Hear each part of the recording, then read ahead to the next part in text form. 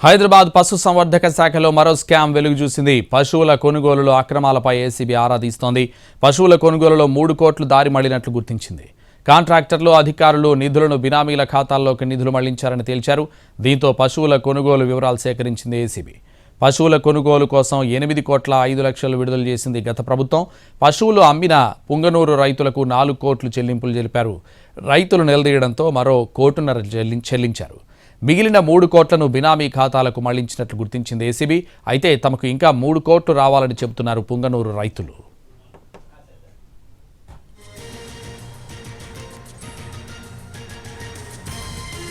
హైదరాబాద్ పశుసంవర్ధక శాఖలో మరో స్కామ్ వెలుగు చూసింది. పశువుల కొనుగోలులో అక్రమాలపై ఏసీబీ ఆరా తీస్తోంది.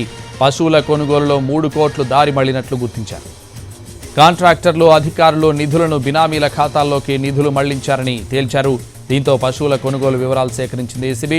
పశువుల కొనుగోలు కోసం 8,05,00,000 విడుదల చేసింది గత ప్రభుత్వం. పశువులు అమ్మిన పుంగనూరు రైతులకు 4 కోట్లు చెల్లింపులు జరిపారు. రైతులు నిలదీయడంతో మరో 1,50,00,000 చెల్లించారు. మిగిలిన 3 కోట్లను బినామీ ఖాతాలకు మళ్లించినట్లు గుర్తించింది ఏసీబీ. అయితే తమకు ఇంకా 3 కోట్లు రావాలని చెబుతున్నారు పుంగనూరు రైతులు.